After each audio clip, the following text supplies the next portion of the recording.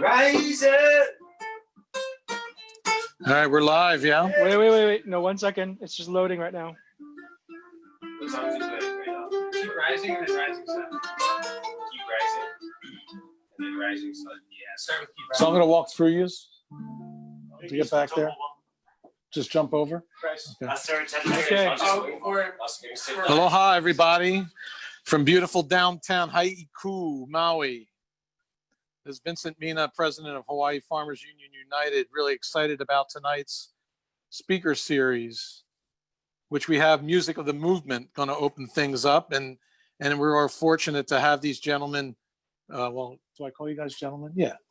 These gentlemen playing some music, and I'm going to sit in with them. They're very, very kind. And also we have Mark Damon, Maui Bees, a brother of a different mother. Quintessential bee apiarist from Kula, Maui, going to be educating us tonight about a lot of beautiful things regarding our favorite pollinators. So sit back and enjoy, and thank you all for being on tonight. We have we're going to, after the music, we're going to have a few announcements, and right now I'd like to get my brother Alika Hussey to do an opening chant. Alika, would you please open with a chant?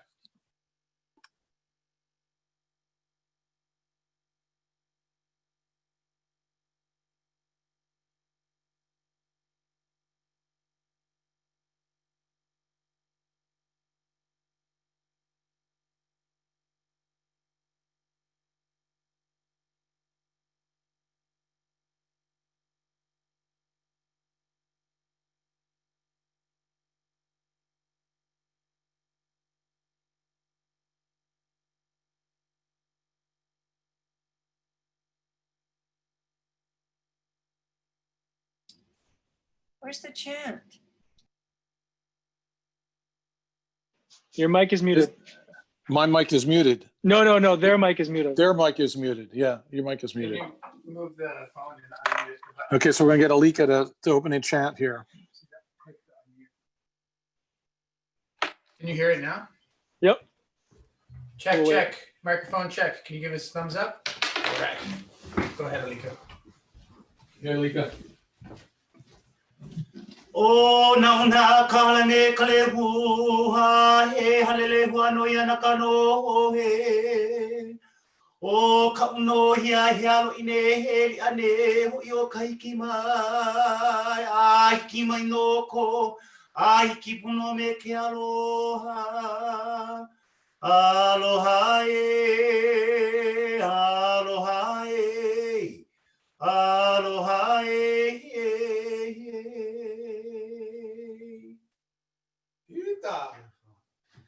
This one's a D minor. Ready?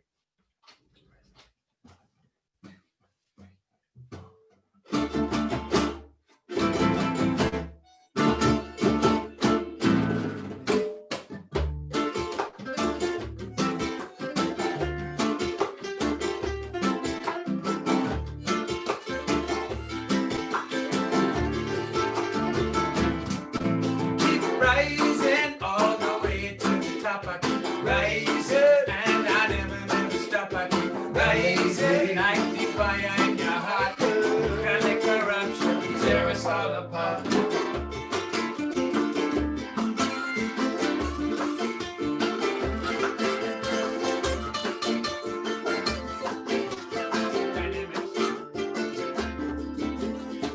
Look at in the distance.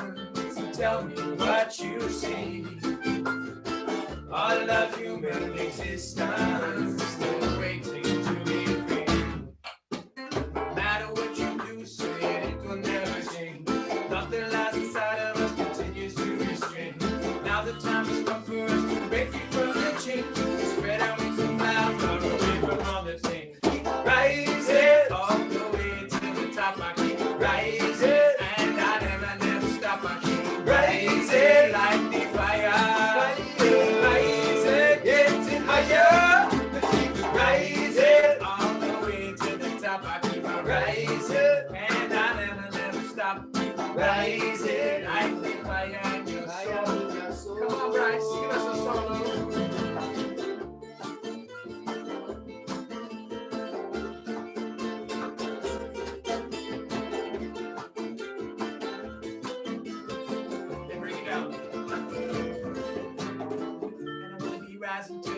sky because it is so blue. And I gotta be speaking from my mind because it seems so true. And I gotta be winning, gotta be greening, gotta be sailing now. Gotta be doing all these rounds, I gotta be doing it in my town. And I wanna be rising like the rest of the people.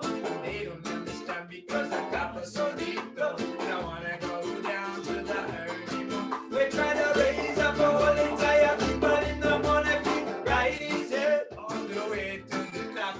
Rising, and I never stop. I keep rising like the fire in your heart. Can't make the rush, tear us all apart. Come on, listen.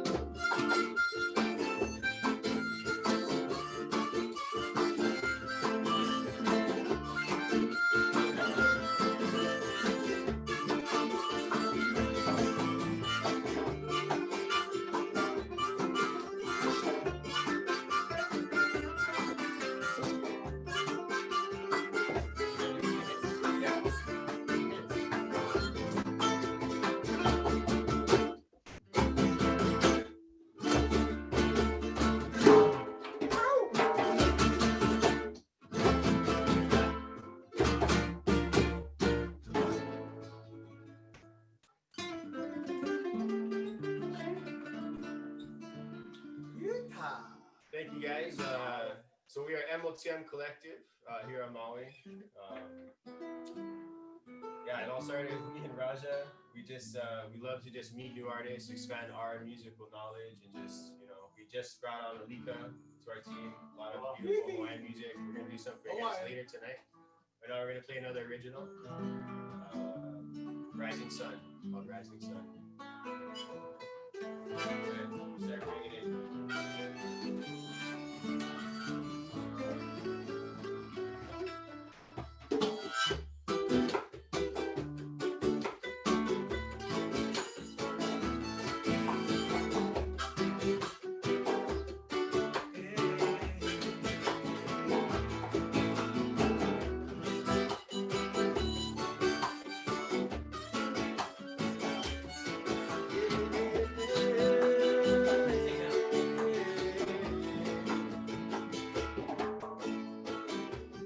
Wonder where I'd be without you. Never see the lights without you. Wonder where I'd be without you. Never see the lights without you. For the sun I wait, like the brightens up my day. Not because that I'm afraid, waiting in the dark for you to come my way. In my life I knew this is what I choose to do. I'm a man with life in the shade. For the rising sun, yes I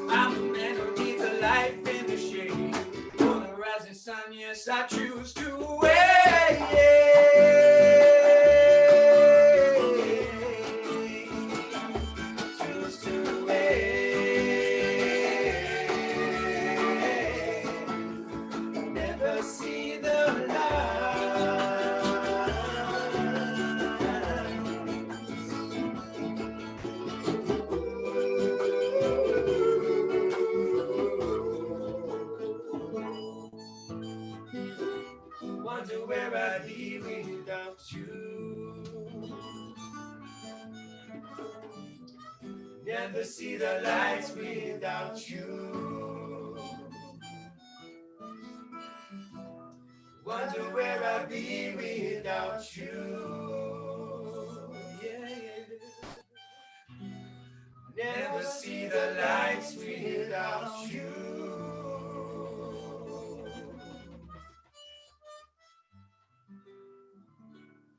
All right.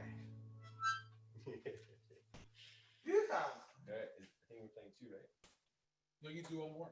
Oh, one more? Yeah. Okay. What do you guys want to do? So you guys want to hear one more? What do you want to play? Hope you guys are enjoying the music. Thanks for having us. We're MOTM Collective. Our website is musicofthemovement.com, and we have 2 albums and 2 singles on all of your, online streaming services, Spotify, iTunes, etc. So check it out. A lot of great other musicians as well, and we're happy to be here with these guys tonight. We can do Wash It Away. Okay. It's A, F sharp minor, D major, A.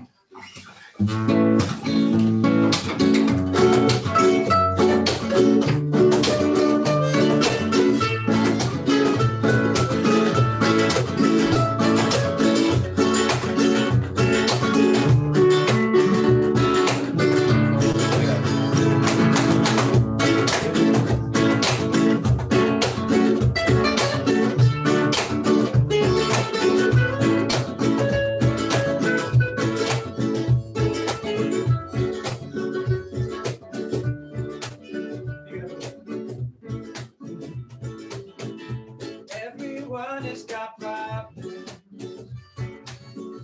just like you and me. Do what you can to solve them while you learn to be free.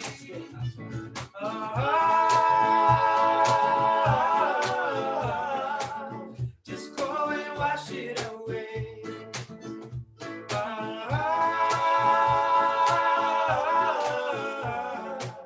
Just go and wash it away.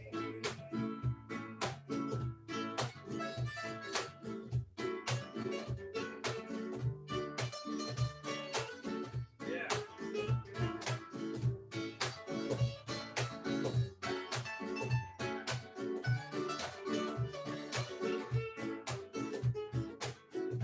Life is made up of moments, just like the blink of an eye.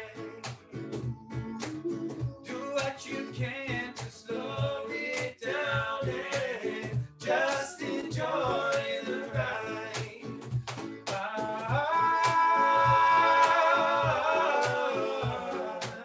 Just go and wash it away. Just go and wash it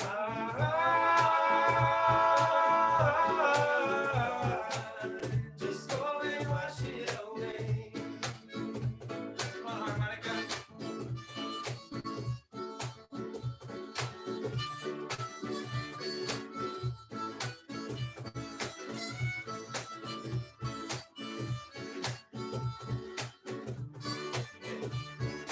Bring it down. Everyone has got problems, just like you and me. Just like you and me. Do what we can to solve them while we learn to be free.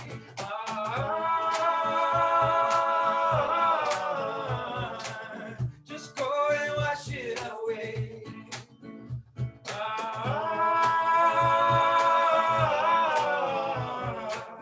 Just go and wash it away. Just go and wash it away. Just go and wash it away.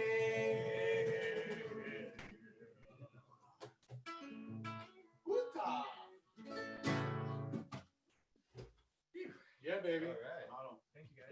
Thank you for having us. I need some water. We're gonna have you guys come back, okay? Yes, we're happy to be back. We'll come back later. after you So we hear want to some- mute this, and I can Yeah. get See you guys online in a here. Yes, gee. Okay, we're good. Nice harmony. All right, everybody. Hope you all enjoyed that. I sure did. Good fun, these guys. Makes me feel like I'm a young man again. So HFUU.org is our website, and you know we're a farming organization of 13 chapters across these islands, stretching from Ka'u on Big Island all the way up to Kauai, and really appreciate all the work that our leadership puts in. We have one of our chapters here, the Haleakala chapter. Our interim president, Reba O'Day, is putting on a seed exchange this coming Sunday. Yeah. And Eve, Reba, you wanna fill everybody in on the details, please, here at Pulaski Rice Arena, yeah? Yeah, let me share my screen. And, oh, Vincent, can I share my screen? Well, we're doing a seed exchange Sunday, July 26th at 1 p.m. Evan Ryan will be hosting an educational portion to begin, and then we'll have some music. We'll have some lei po'o making with Erica Hampton and Katie Romachek from the FAM program. We'll also be doing succulent arrangements and everything. And every member gets a free tropical fruit tree or native plant from Jayanti's NatureWorks Nursery and Anna Palomino and Dawn's Native Nursery. So we're supporting our members by giving you guys tropical fruit trees, and we're also supporting our community by donating these plants from our members to our members. So let's see if I can share the screen again. And here it is. And so Pat Simmons actually can't play. He just had twins. So we're actually going to be having David Fisher, who's on the call right now, and we're going to have his friend Chris Castagna, and they're going to do a nice calypso live music for us, starting around. Sweet. Yeah. And that's it, 1 to 4.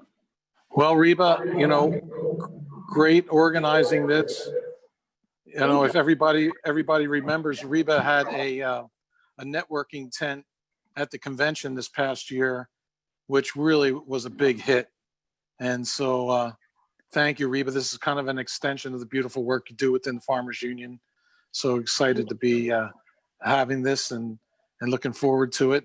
And nobody fret, everybody. The hurricane ain't going to be here in that time period, so it'll be just fine. Yeah. And we'll get to grab a bunch of seeds. It can be inside too. Okay, great. And people can get a bunch of seeds that they can plant when the rains come. So it's perfect timing. So thanks, Reba. And so everybody, you know, we just got back from a strategic planning session in Kohala at Starseed Ranch. Dash Kerr from Hip Agriculture and our president of the Kohala chapter hosted us. And we had a weekend there, and it was just an amazing strategic planning. It's really a wonderful thing to get together with all these farmer leaders across the islands and to just really spend some quality time together. Being that we're separated by oceans, it's a wonderful time together. And it's between that and our convention, we really look forward to having these kind of experiences. Well, this year's convention is going to be November, the second weekend in November. And we're going to do it a little bit differently this year because of the COVID pandemic. We're going to have it online. But what that opens us up to, though, is we're really looking forward to having some heavy hitter presenters be able to have some educational outreach for everybody that will be really valuable, and a Q&A with these presenters from all across the world. And also we're going to have a music series in between all the educational events. So it's going to be a weekend of wonderful outreach and just basically getting folks more inspired and jazzed around our agricultural presence here in Hawaii. And with you know, this pandemic, it's really brought us all together in a lot of respects on how to be able to ramp up our productions and be able to move food around the islands. A lot of CSAs opened up the Maui Hub opened up, Hana Farmers Market opened up, adaptations in Kona, and the Waianae Food Hub with our Kahumana Farm, our president of Waianae, and our president in Kona, and president of Haleakala, and Hana, all internetworking all these food hubs that really are making a big difference in getting food out into the community. And so it's really nice because of HFUU, we've been able to interwork with each other and internetwork with each other, that food's being moved around the islands in ways that normally wouldn't occur. So also coming up in the next few weeks, been invited to a series of meetings here on Maui with industry leaders to address the monies that's coming from the CARES Act and how to use that money, how to utilize that money for farming. So I'm going to be sending an email out, newsletter, and asking for feedback from folks as to what they feel needs to be addressed for agriculture that I can bring to these meetings, and we can get some funding to help assist us moving forward. So, for me personally, as a family farmer, what interests me and other farmers is that we make sure their rhythms aren't interrupted, that they're able to continue keeping that rhythm of production on a consistent base week after week, and have markets for that production. So it's really important that we support one another in this respect, especially our growers, our producers, who as I like to say, farmers don't look for a free lunch, we produce it. So let's just continue to support our farmers, keeping their rhythms to be able to get food out into the community and do it in a way that doesn't hurt the environment, do it in a way that regenerates the environment. So this way they can go back in and produce healthy food again and again and again. So we work together with HFUU, we work with nature. We look to bring regenerative practices to the forefront in rebuilding our soil structures and our microflora so we can grow the healthiest food possible and be able to have healthy people making healthy decisions. So with that, I'd like to open it up to our membership chair, Vincent Kimura, to share some of his mana'o. Vincent's been doing a great job stepping in as interim membership chair, and to share some of the things that he's working on with Drake Weinert, our interim communications chair right now. And Drake is our president of East Hawaii chapter, and Vincent's president of the Waimanalo chapter. So Vince and Drake, you guys want to jump in here, please? Hey, there's the Drake man. Aloha, everyone. Thanks so much for joining us. As Vince said, this is our 4th speaker series. So really excited to have you. And it's been a great building exercise of bringing the community together virtually. As Vincent Mina said, we have some pretty exciting things that Drake and I are working on. The biggest one is this November event, which is really going to highlight a lot of the farmer stories. I think that's the one thing we realize as we're changing the culture of focusing on really highlighting small family regenerative agriculture. This is the reason why we started these series. The Mark Damons of the world, the Maui Bees, the Chris Trumps, and the regenerative farming, and what Drake has done on KF as well is amazing. So we really appreciate you being here. Stay tuned. We will be sending a lot of things over our newsletters. We are revamping a lot of the different digital media that we've had to date. And again, this is our 10th year anniversary. So we're really excited to have you, excited to share what the next 10 years will look like for Hawaii's agriculture ecosystem. And again, just to really appreciate you being here, and please do share what we're doing and just tune in. Vincent, is there a donate button? Vincent, I'm sorry, Drake, but Vincent, is there a donate button? Yeah, if you're excited about supporting us, we do have a 501c3, which is our foundation. The donations can be done through Facebook, which we've been posting on. So please do donate, or if you're not a member yet, please do join. I think that's the greatest thing we can do to support our farmers, is giving them the voice to be able to ensure the policies that the state of Hawaii puts forth will support our family farmers. Yeah, Thanks, so Vince.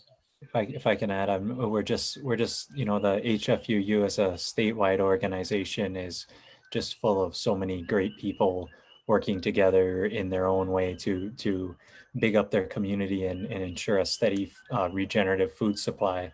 And so what Vincent and I are working towards is we're building a team to bring that message forward and to highlight our heroes within the organization and to share their stories so that we can inspire people to understand that, a lot of people out there are making a difference and that there are ways to, just live a regenerative lifestyle. So, this project came out of the strategic planning where just, being with so many inspiring folks, that's what fills me up. And so I want to just do my part to share this with the membership as a whole. And as a interim communication director, just finding out how we can, like this tool here of how you're connecting across the state right now and how to utilize this more in the year 2020 of a statewide farming organization across 7 islands, and how do we do that? So looking forward to just team building with HFUU and the team, Vincent, Reba, everyone that I can see right now on the call. But yeah, thanks for being here, and really looking forward to working with you all.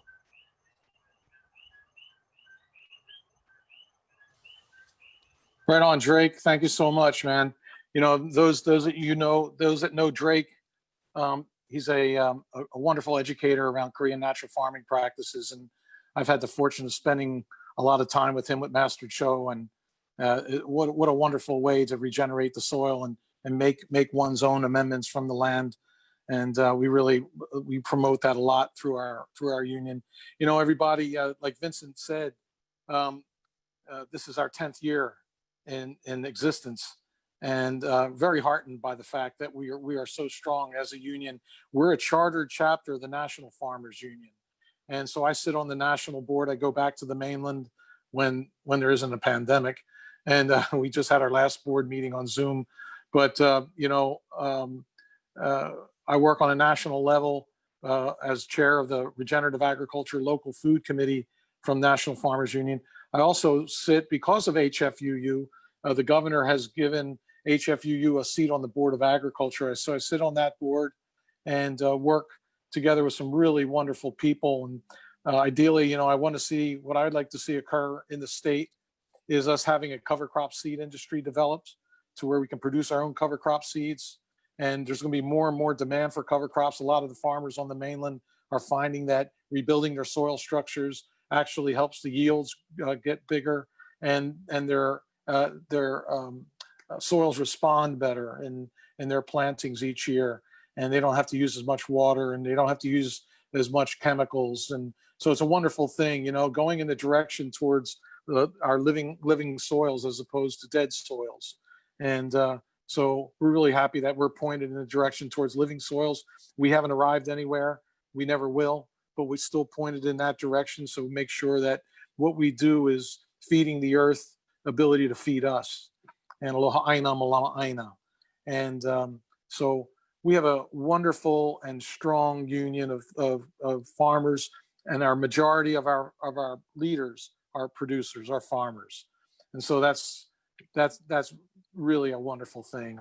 I'm so heartened by that. Bobby Paia, president of Mauna Kalavai chapter, and Kaipo Kekona, president of Lahaina chapter, and Annabella Brook from Kauai, and Bryn Foster and Christian Zuckerman from Oahu, Waianae, North Shore, and then we got Steve Lund from Puna, and Matt Dreyer from Ka'u, and Maureen Data from Kona, and Dash Kerr from Kohala, and Drake Weinert, of course, from East Hawaii, and Vincent Kimura from Waimanalo, John Dobbervon from Haleakala chapter.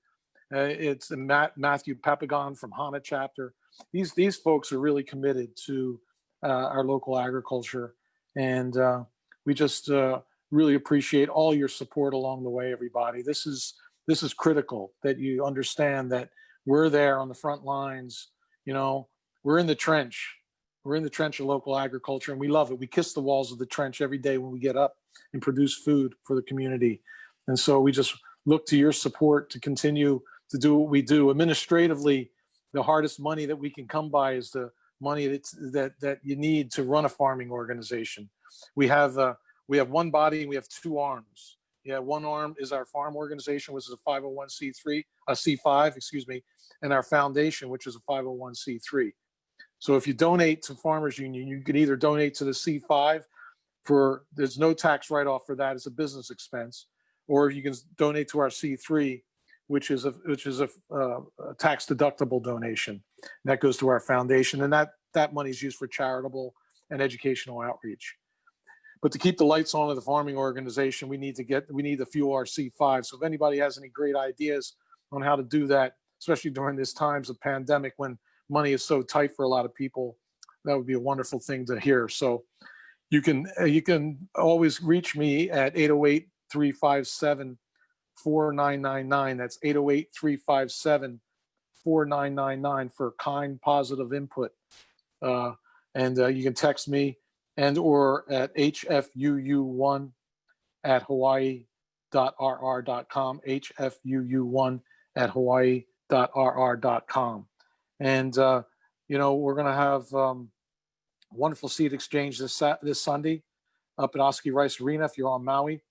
And please, everybody, continue to support HFUU, okay? Can't say it enough because we need you. We love you, and we appreciate all of you that are members and those that value local agriculture. So I wanted to get going here with our educational event tonight. Mark Damon, my brother of a different mother. Hi, Leah. And Mark and Leah Damon. They are so dear friends of ours and mine. We just so appreciate who they are. And I've been learning from these folks for a long time and looking forward to their share tonight. Aloha, you guys. Aloha, Vincent, and thank you for that. So we put together a little presentation to tell the story about Maui Bees. We started 12 years ago. And if I can pull this up, see. All right, on. Great. Does everybody see that? You guys good? Oh, we got a screen share. Okay, we're good. You're good. All right. So this is like an evolutionary tale of when we started and some of the changes we went through and some of the hurdles that we've got through. And we got through quite a few. But I wanted first to start and say that without the staff, the crew, the people who put their hearts and minds into this project, it never would have gone anywhere. Certainly we don't farm in a vacuum. So it's really important to keep the community aspect alive all the time. So with that. It's not letting him advance. It's not letting me advance here. Here, click on that. I got it. There you go. Okay, cool. So this is just some pictures of our staff. Some of these folks have moved on. Some are still here. But who we have here, this is Lawrence Duran. He's our resident chef. He's now working in the commercial kitchen and producing beautiful food. And this is Aaron Harris, and he's our kind of our CFO guy, and also does the fermented stuff, which is awesome. People love his ferment. And this is Anna. She's been with us for quite a while now, and she's a really important part of the farm. And this is another group of our folks. Nicole, Lee, and Kaylin. And Bodie, that's Leah's baby boy. He's 2.5. And there's Leah Devino. She's our farm manager and has been with us for, I think, 7 years now. It's pretty awesome. And this is Ashley. And Ashley has come to us recently. She's a certified accredited Montessori school teacher. So we're hoping that we'll be able to develop some educational programs with her help. And this is Felicity and Patrick. These are two interns from New Hampshire. They've been awesome.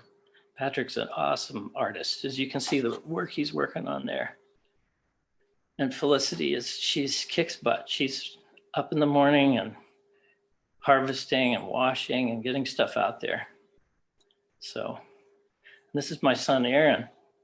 He's been with us, 3 years now? Awesome. And he's taken over the bees. He's taken a huge load off my shoulder. So it's really beautiful to have this community of people. And all but one of us lives on the farm. And we spend a lot of time in relationship with one another, eating meals, eating lunches together. And it's really beautiful. And I can't say enough about it. So this picture is 2008. This is when we bought the farm. And you can see it's pretty bone dry grassland. The soil's pretty dried out. It had been farmed for many years, I think from 1927 until about 1999. And the latest crops they were growing was celery, I think. But it's yeah, when I remember looking out on that and thinking, what does this want to be, you know?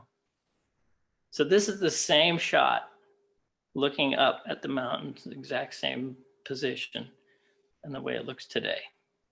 And we planted windbreaks on the left. There's bottlebrush trees, and on the right, banana, because we get these really strong crosswinds that come from north and from the south. And if you don't plant a good windbreak, you know, that ravages the garden when you get those big storms that come through. So this is the house as it came with the property. And after loads of work, that's what it looks like now. And in the foreground here, these are miniature avocados. And we planted them so they wouldn't obstruct the view, but they're an amazing tree because they produce a lot of avocados and they're not more than 6 or 7 feet high. So I highly recommend these. They're called lilcados or wurts, is the cultivar name. This is one of the ag sheds from 1927, and that's what we replaced it with. This is also an ag building.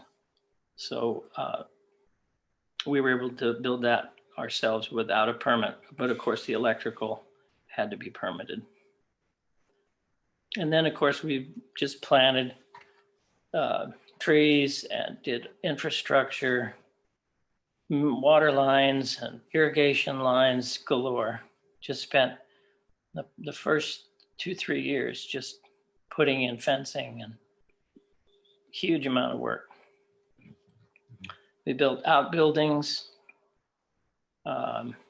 This is the dairy, and the building there on the left is the chicken coop, was the chicken coop.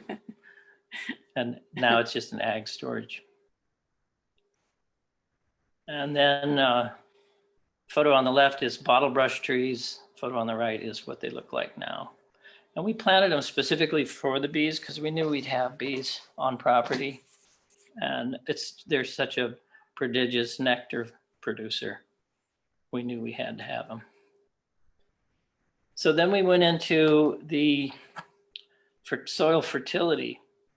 We started building these huge compost piles with obviously mahi-mahi, fish guts and fish waste and wood chips. Some of these piles were enormous. You know, these are like 50 feet long, 15 feet wide, 6 feet high. We really cranked on the fertility and getting compost and mulch to every place we were going to be growing. And as the gardens first started to produce our neighbors and people we knew wanted to pick from us. And so we said, sure. At first we were hesitant because we were a little worried that they might come in and not know how to pick and kind of wreck stuff. But we taught them. We put videos on YouTube to show them how to pick the different vegetables without, disturbing and hurting it. And then that really took off and people really loved it. And we had a farm stand it was pretty much self-serve.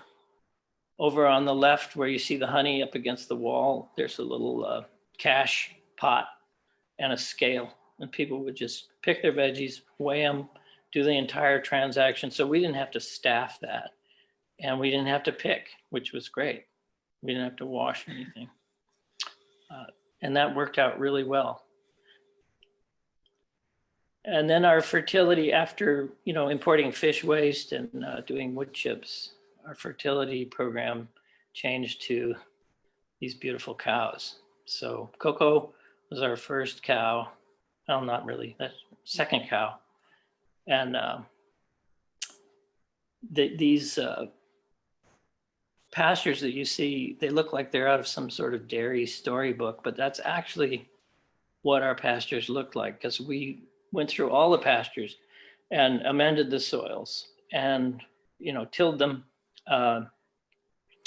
and planted clovers and grasses, kikuyu grasses, mostly because kikuyu is so drought tolerant for our area. So this is the 4 cows we have right now, and they're still doing their fertility. We really love them. The milk we get from 2 of them right now is for on-farm use. So we have yogurt, and sometimes we'll make cheeses and soft cheeses and plenty of milk. So this is we get 6 cans every week from those cows. And that's just us scooping it up from the barnyard, like in the evening when they're just laying around the barnyard, because they come in to get milked. And then we mix that with these wood shavings, which you see behind in the background there. And those we get from a horse stable. We just park a trailer over there and they load it up and we just come and get it when it's full. And then the tractor, of course, does all the hard work, which is putting it together. And we usually have 3 working piles. The one in the far end is the freshest one. That one's probably been running for a month. The one in the middle has been running for 6 months. And then this closest one, it's hardly anything left because we've been using it. And that one's 9 or 10 months old. So everything gets run through this trommel, which we designed and built. And it's made out of bicycle rims. You can see the rims. There's 3 rims. There's a wire mesh that's screwed to them. And then these little dolly wheels that hold them in place. And I probably built that whole thing for less than $100. And it's up off the ground so you can put a wheelbarrow under it, both in the middle to catch the good stuff, and the one for the rough comes out the end as you shovel it in. It works really fast, and it's run by this super, it's a 1/2-inch drill. And it cut down on the costs because the drill like that's $50 and maybe $20 for the 2 bearings. And then you don't have to have a complicated electric motor and reduction pulleys and all that stuff. So it works really great because the reduction is in the drill itself. So then we started doing chickens, and we quickly discovered that chickens wreck everything. So we built these really tiny mini coops. They'll hold 70 to 90 birds. And we move them every week through the orchards where they can eat the grass, and they make the most beautiful eggs, awesome eggs. And they really enjoy the shade from the trees and the tall grass. They'll eat it down to nothing almost if we let them. So it has, these coops have exterior egg nest boxes, so you don't have to go inside to get the eggs. You can just flip them up and get them, which is great. The insides, they have roosting for at night when they come in, and you get all their droppings during the night. So you just, the birds aren't in there during the day. They're obviously out grubbing around. So you can just hook the tractor on and take it down to the compost pile and shovel it out. So that's another great input. And then their waters, we can move around. We use these 55-gallon drums because I don't like hooking it up to the vinyl hoses, because then they get so much vinyl in their water. So that gives them much cleaner water. And we use those grandpa feeders. They're called grandpa's feeders. You can see that one behind the water tank there. And that keeps all the mice and rats and little birds out. And they just step on it, a little platform, and it opens up for them. So that's our egg thing. And then the fertility goes into the ground and fertilizes the apple trees. So it's all about keeping the nutrients cycling. So you pay a lot of money for a bag of chicken, egg layer, chicken feed. And so this way we get manure for the compost pile. They also fertilize the ground. So we're getting basically free fertilizer. So that keeps the costs more reasonable. Because as you know, the cost for organic feed inputs is huge. So after several years of tilling, we decided to go to a no-till model. And so these are the cover crops that we have going. And we circulate them, at least once a year, the beds get cover cropped. And we either use rye or buckwheat or black-eyed peas, or sometimes quite a mixture. And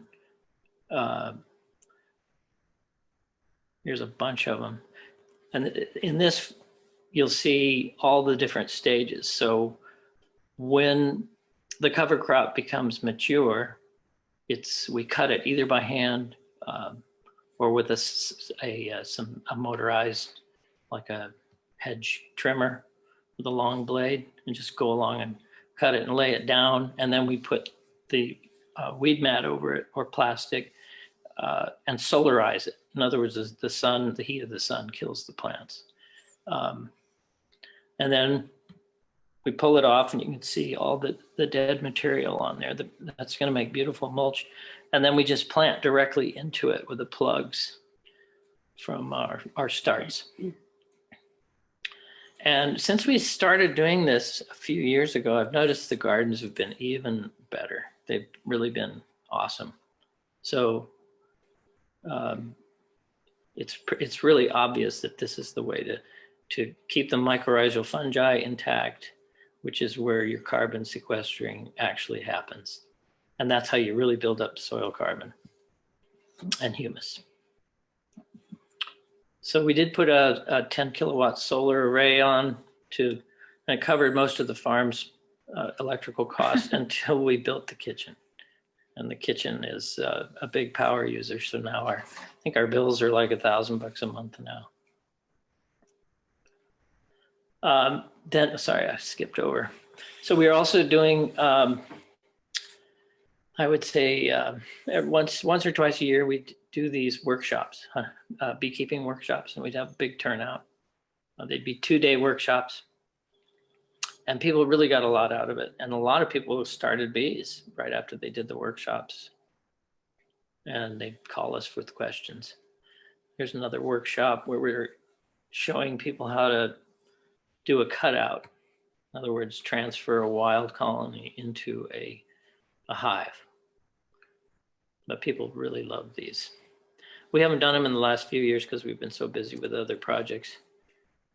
We've been doing tours. Like here's a group, a very recent group. And the tours are great because they draw people up to the farm, and then there's a lot of word of mouth that comes from that. And then people come up and shop at our stand. And they love to interact with the animals. We have 2 tours. This one is a regenerative agriculture tour where we talk a lot about regenerative ag, obviously, but they just love to see everything we're doing. So it's great. This is more of a tour. We're in the honey extracting area. And people love to learn about how honey is properly extracted and handled. And this is actually a staged photo. It looks like a tour, but it's actually just our staff. And then, of course, we're all the time we've been doing the bees, you know, and always expanding. This is a typical yard of honeybees. We have up country, like on the edge of the forest. And the main crops from this yard is eucalyptus, and in the summer, Christmas berry. So here we just made a bunch of splits. Every year we lose some colonies. I think we have, Aaron, what do we have, 250? About 250. 250 colonies now. And every year we lose, you know, 10% just from kind of natural causes. So we have to make splits every year. And these are some of those splits just before they get moved out to the big yards. And that's not a bad office view. That's great. I love that shot. Ma'alaya in the background. So twice a year we go out and harvest, and usually takes a crew of 4 or 5. We bring back 1,000 pounds of honey in the trailer, and we run it through the extracting process. We never heat our honey. We make sure never to heat it. We go to great pains, and it makes a really great product. And this is father and son. It's really a blessing to have Aaron here. He's amazing. And the future looks bright when you can hand something over to your own children and say, here, do this if you want to. And to have that work, that's a beautiful thing. And I really appreciate it. So that's our little honey stand. And believe it or not, from this tiny little stand, we would sell 10,000 pounds of honey per year for years in a row, many. And at a certain point, we, because our staffing became so large, we gave our house to our farm manager because she had a baby, and she couldn't be camping out in these little buildings here and there that we had all over the place. So we gave her our house, and we built this one up at the top. The building on the left is also an ag shed, and it is, I'll show you. It is, again, we were able to build it at low cost because we didn't have to go through the permitting process, except for the electrical. And it's just a great place to build bee boxes and pull the tractor in, work on stuff, get it done. It's really essential. This was the old 1927 garage that was right next to the old house. And we used it for many years to get established on the property, and then we replaced it with this. And that's the commercial kitchen with the new farm stand. And of course, again, we built it all ourselves, we got licensed from our friends who were plumbers and electricians, and of course we paid them. But we saved a lot of money. Otherwise, I don't think we would have been able to do it.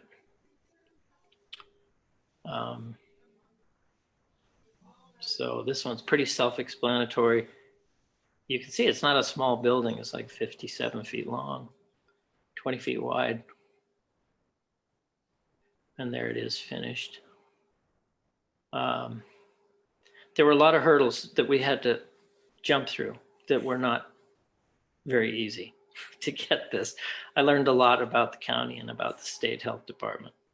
And if anybody wants to build one of these, you should call me.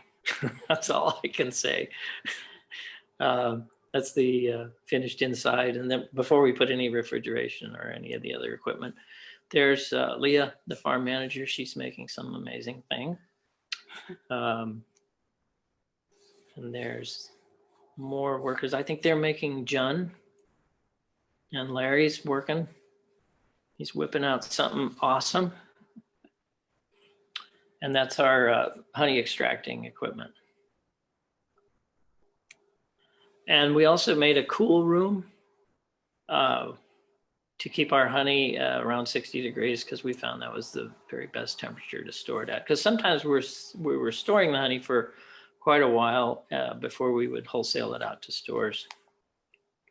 And we used a CoolBot. If you guys don't know what a CoolBot is, it's that little brightly colored controller on the right of the air conditioner, and it just tricks the air conditioner into thinking that it's warmer than it is. So the AC will run below its normal programming, and you can kind of choose. It'll cool it down quite cold. And they're great because they're only like $350 for that little unit. I think we put this whole room together for maybe $1,500. So if a farm needs cold storage, it's a great way to go. So here's the farm stand. I'll give you a few shots of that. We've got veggies and fruits and veggies, and some of these veggies we're buying from other producers, organic producers here on the island. We've got refrigerators full of sauerkraut, fermented hot sauce, fermented mustard, Jun. You can see this one cooler that has all the brightly colored Jun in it. And those are all real popular. Jun is made from honey instead of sugar. Otherwise, it's more like like a kombucha. There's granola and cookies and all kinds of different treats and fun things, and that's our honey display. And Larry has come up with this lunch to go menu, Wednesday through Saturday, 9 to 2. And people are really responding beautifully to that. We've only been doing it for like 3 weeks now, I think. And today it was just a crush of people. It was great. It was great to see. And that's his quinoa bowl and soup. And that's the tacos and soup. And then we also built on the back of the kitchen a kind of a covered area so we can do farm to table with a nice view of the mountain and the gardens. We're hoping to start that up in the near future. I know Larry's very excited. So I think all of us are. And then we also threw together this trailer, it's on a trailer. We call it the Bee Museum. We put it on a trailer just to give us some flexibility with the county. And on the inside, you see 2 observation beehives and then a display of photographs, educational stuff. So we can have groups come in, we can have school groups come in and learn about the bees, and it's pretty awesome. They can look at them real up close, and it's an important part of our tour package when we bring people in to do the honeybee tours, because they can really see without worrying about getting stung. And then this is an observation hive that's just a wild hive. In other words, it doesn't have any frames, removable frames, and it's just attached to the ceiling. And of course, the bees can come and go as they please through this clear tube. But it's really interesting because it shows the volume of like a natural beehive that might be growing inside of a tree or somebody's wall or somebody's attic. And people can get right up close and see what's going on. And I think that's the end of the show.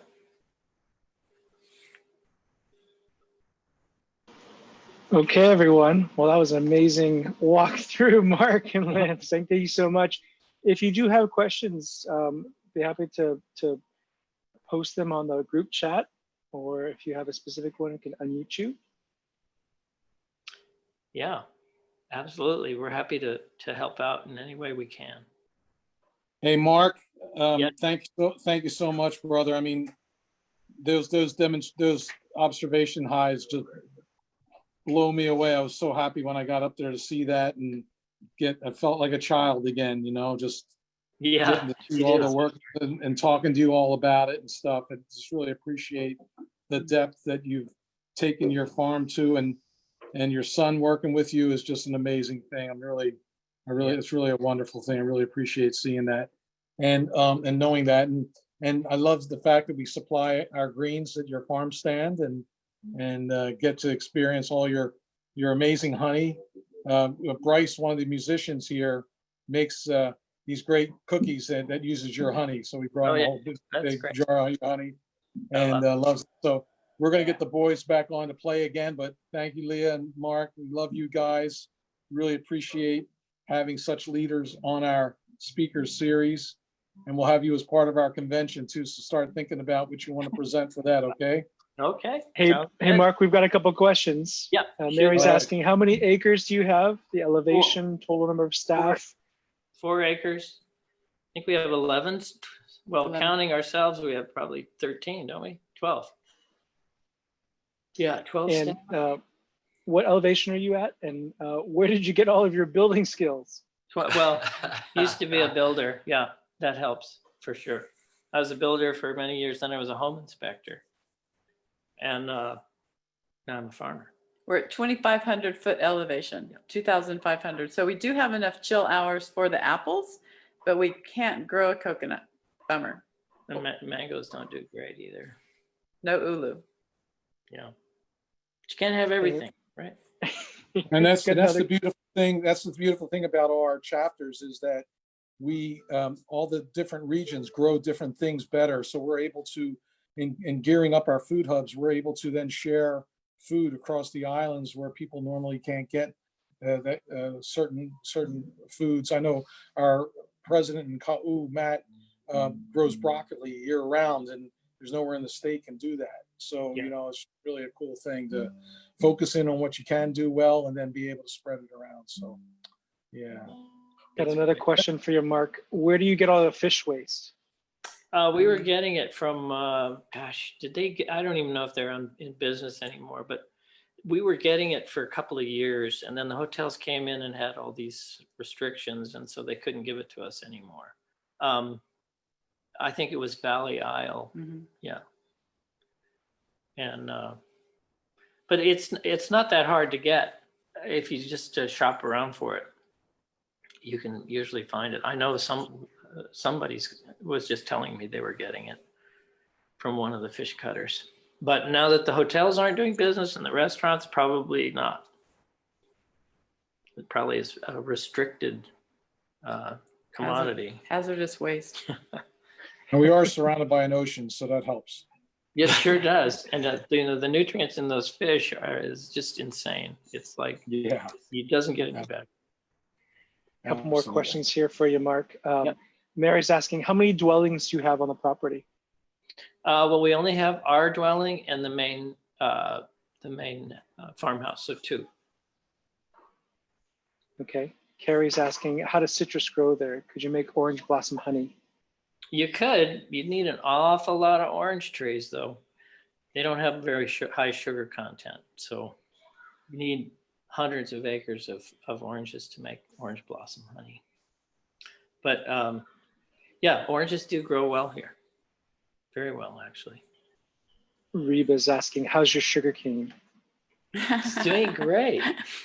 May need to be cut soon. We might need to have them come back soon. So I heard in the question, how many dwellings do you have here? And we have the main house and the cottage, and then we have people tucked in the garage. And, you know, on a farm, I think that, I'm not sure with the county, but you're allowed to have housing. And I think we've been fairly creative with the spaces. For all of us to live here. I think 11 of us live it's here. been a major challenge. It's been crowded at times. Really crowded. Sharing, you know, 6 people in one bathroom is not the coolest thing, but luckily the old farmhouse has a bunch of doors that open to the outside, bedroom doors. So that kind of works as a dormitory in a sense. and outside showers and you know, Whatever we can do to yeah, shared spaces. I had actually questions. One of my friends who's a master beekeeper on the mainland told me something which I actually questioned. She said that Hawaii is the only place in the world where you can actually get true organic honey. Mm. Well, you know, bees only fly a couple of miles. So if you're way up in a wild area in northern Wisconsin or something, I'm sure it's organic honey there too. It's really hard to say because I actually always wonder, how do they get an organic honey? Because they don't know where the bees go exactly, unless they're like 10 miles in to a place where there's absolutely nothing but wild areas. So there's a lot of places that produce honey that's organic in that regard. There's a lot of many square miles of forests. But the organic certifications are kind of junky. Yeah, Yeah, that's true. So they've dummied down everything, unfortunately. yeah. Okay, one more question then. Mary's asking, how do you get certified organic when bees can roam? Exactly. That's my question. And it's a really great question. But the answer has to be that you have to place them far enough away because they only have usually a 2-mile range. They will go farther than that, but only if they have nothing else to eat. There's nothing in their area. So 2 miles, if you have a 2-mile wild barrier around the hives, it should be organic. It really should. Yeah, there's private companies that will come and inspect your apiary, and they do testing on your honey, and then they'll provide you with the USDA organic certified label for your product. Yeah, so we could probably get that, but we just don't pursue it because no one has ever asked us about it, to tell you the truth. You know, We've always relied on people coming using their own judgment.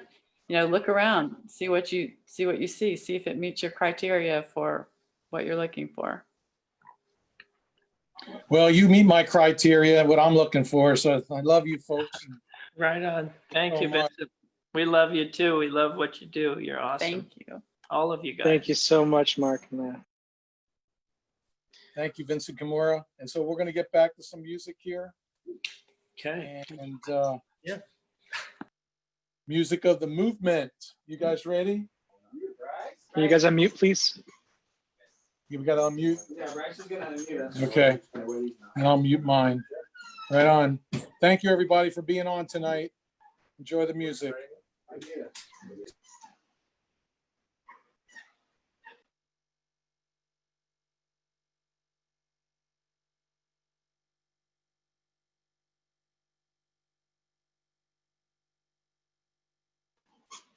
So Bryce, we've got about 15 minutes.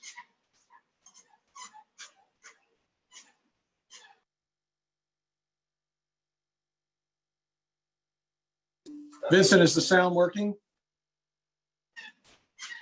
Nope, you guys are still muted. Oh, there you go. Okay. Okay, 15 minutes, gentlemen. All the way. Oh, you gotta get yours.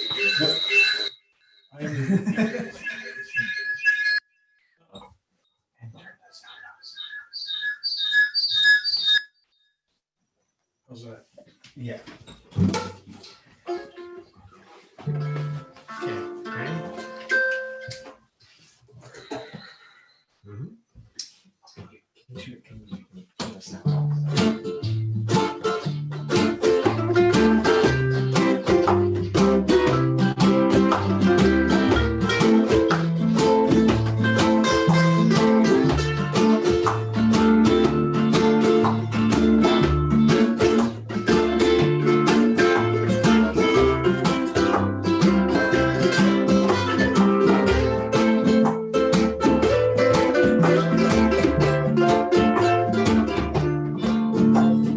Music of the moment, keeping me jumping on the groove and showing me straight action, feeling all reactions to the eye of music. Swings of the waves of rhythm and I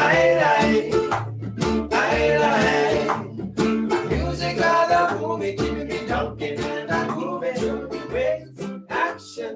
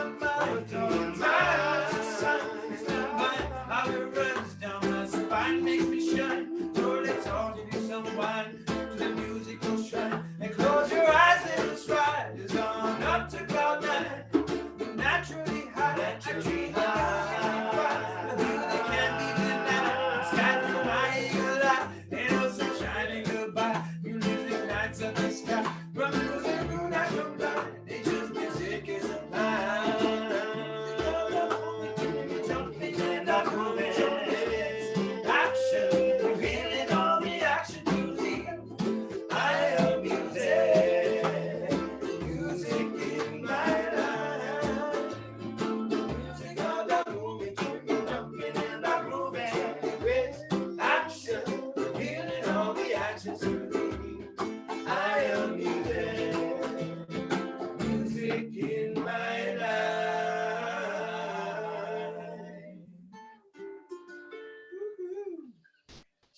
Yeah, baby. All right. Music of the movement. Sounds good. That's what our band is named after. Hope you guys enjoyed the presentation. A lot of good information there. Thanks to Vince and HFUU for having us. It's a beautiful thing. Pleasure to have you guys. Pleasure. Lika, you want to sing a song? Yes. Cool. Yeah, so Lika's Hawaiian. newest to our band. We should bring some Hawaiian music into it.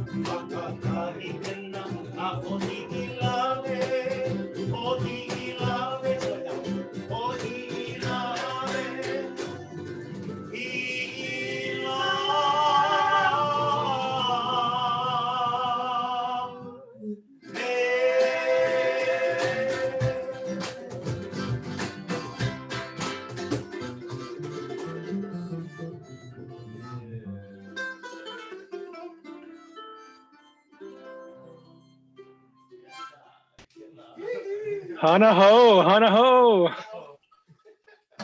Next song. One more song, guys. Yeah, that's We'll play one more for you guys. Maui. Yes, the juice of Maui.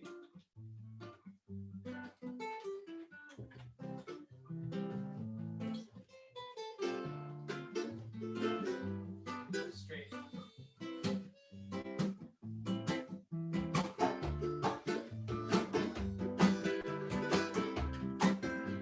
Thank you guys for having us.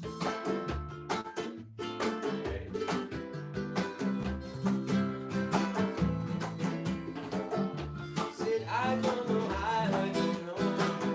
I got feeling down, down, down, down. Down. Far away, lost in this underground low. On the daily changing of my home. Maui is a place where a life for me. Follow the friends and see the valley. Reaching for your melody. When I'm away from the honey. I need my home, not this hustle. I need Maui. Maui. Maui. Whoa, whoa.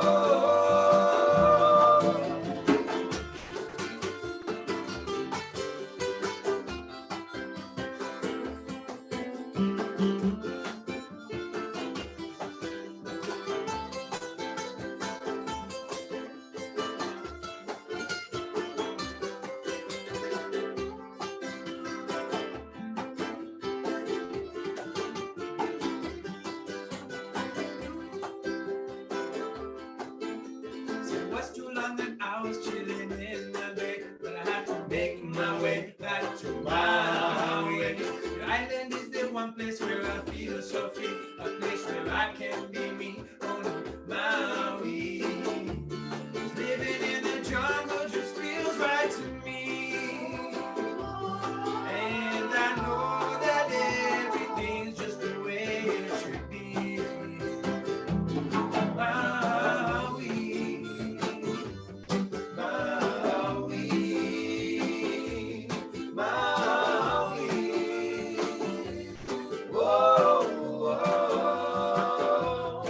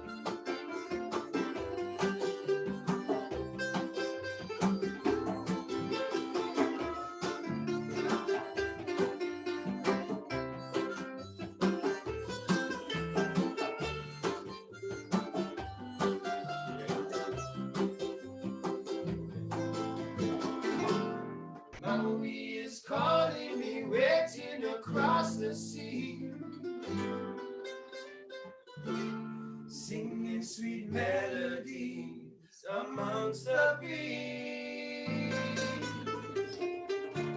I reach for its light, know that I'll come to thee.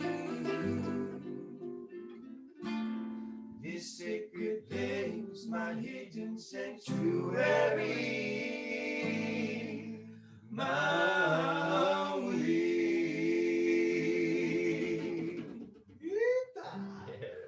Mahalo. Thank you. All right, HFUU, music of the movement. Thank you, guys. Wonderful, wonderful music. Appreciate you letting me sit in with you folks. Aloha, everybody. Thank you so much. HFUU.org. Please go on, become a member, support local agriculture. We love you. Aloha. HFUU out. Aloha, I know.